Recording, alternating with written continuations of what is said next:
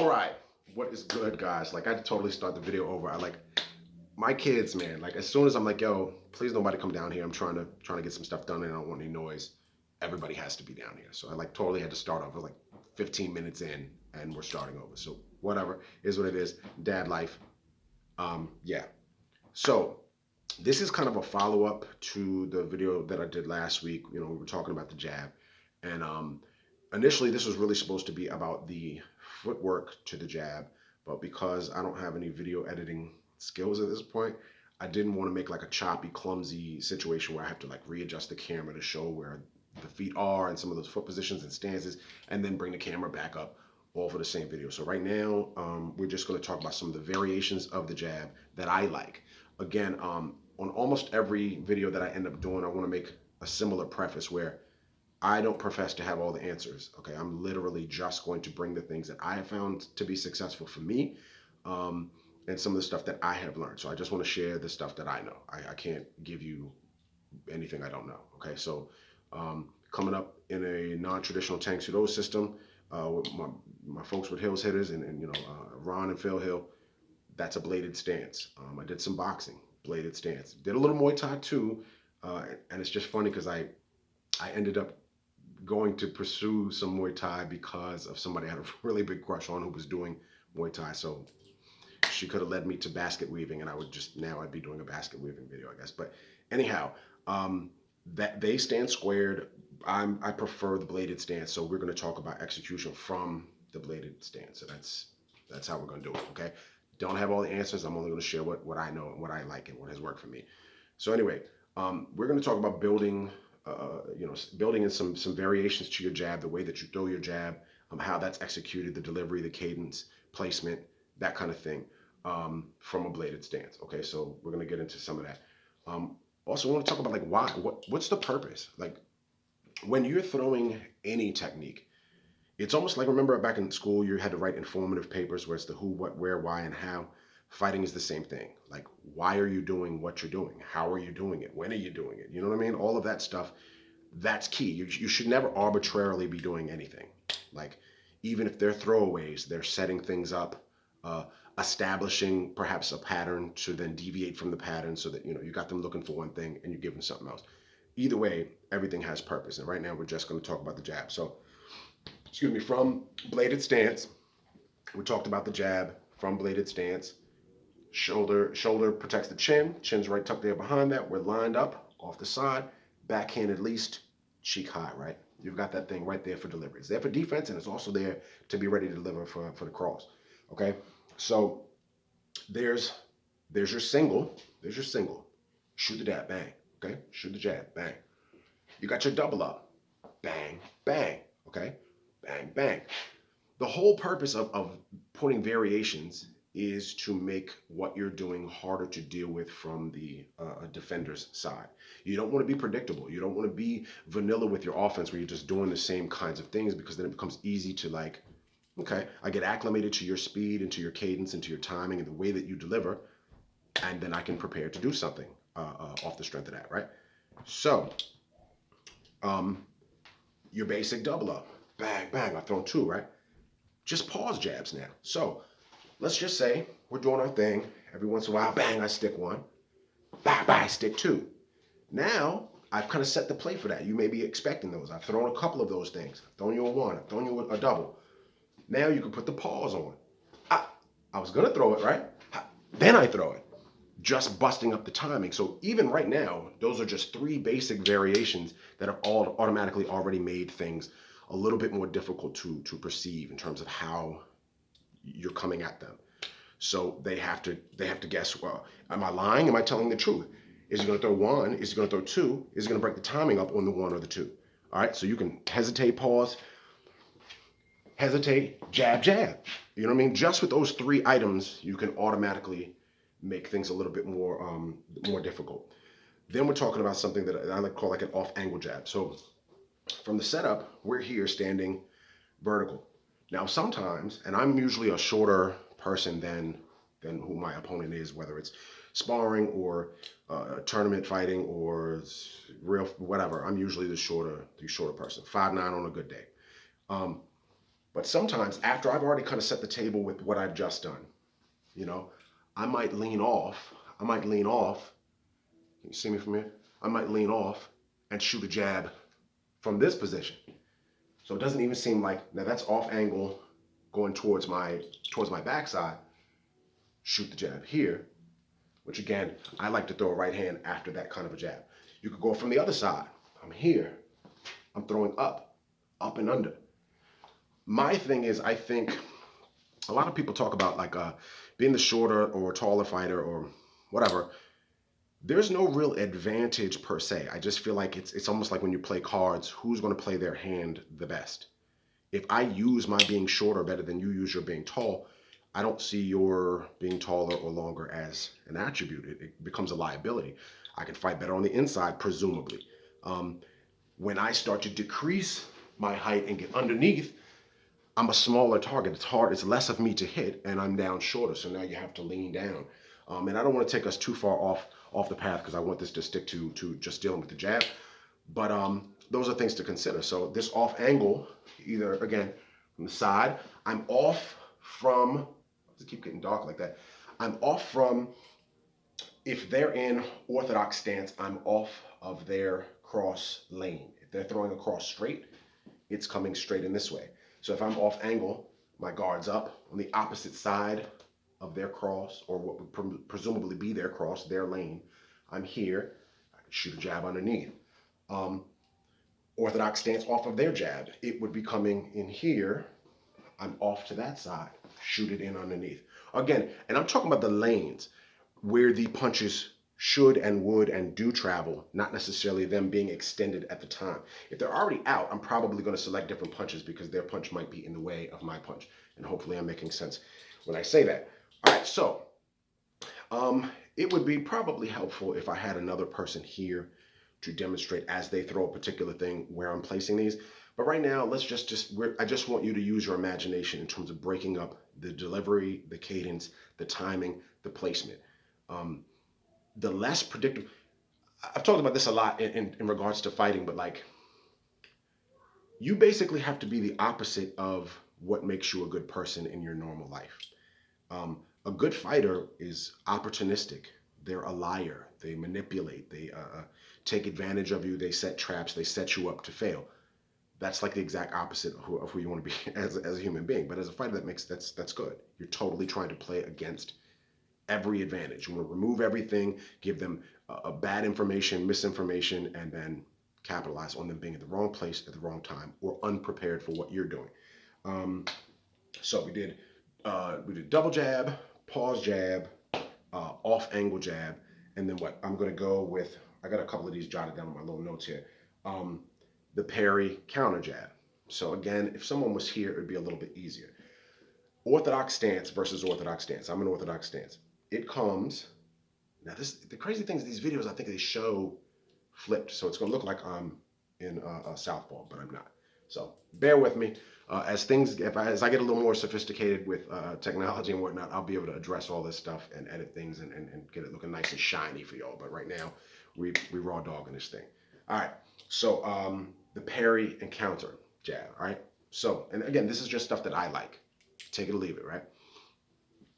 They shoot jab. Now your parry for their jab, again, assuming we're both orthodox stance, their jab comes. I'm using rear parry for their front hand. Jab comes, I knock it slightly off of its trajectory. I don't want to do big blocks. See, now the problem with some of more traditional martial arts, in my opinion, I'm not devaluing. I'm just talking about what I prefer, the way that I've processed what I've learned. So I'm not, everybody do what they do, right? I'm just a man, I'm just a guy talking. So, but big blocks, big blocks, big blocks take you way out of position if the other person is a liar. And I try to fight like a liar. I'm not telling you the truth a lot of the time. And by the time you're second guessing, thinking I'm gonna lie, then I actually am telling you the truth, but it was still kind of a lie, if that makes any sense. Anyway, parry, rear hand for their jab, takes the jab off the trajectory it was traveling, right? Pushes it right over my shoulder, and then I shoot my jab as they shoot it. So they'd be stepping in same time. Hopefully, ideally, we'd both be doing kind of a step and jab situation, which is going to make the jab have so much more impact because they step, bah, same time. It's the same motion, really. Okay, same motion. Theirs come, I let it get nice and close to the nose. I take it, move my head slightly to the right as I push the jab off the trajectory over the shoulder, and I can step in as their body steps in. So we kind of collide.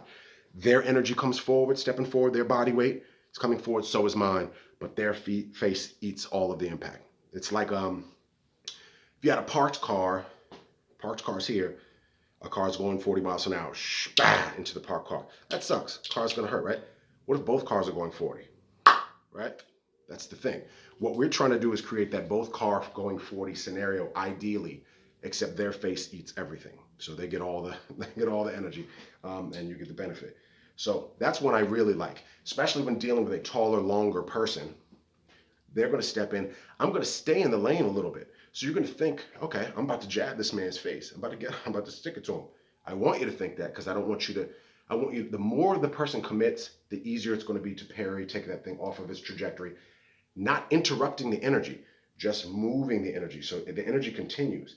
They're going to have to retract that punch and get back control of it. And that buys me time to fire my thing off. So that's how that's rocking. Again, one more. They throw the jab, parry, and I slip mine in, bang, same time, right?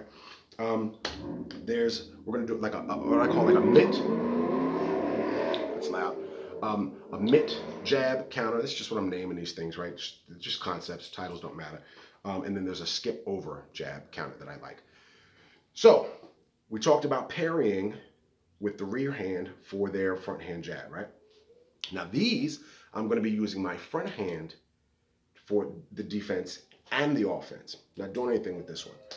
For the skip over, and again, it'd be a lot easier. You know what?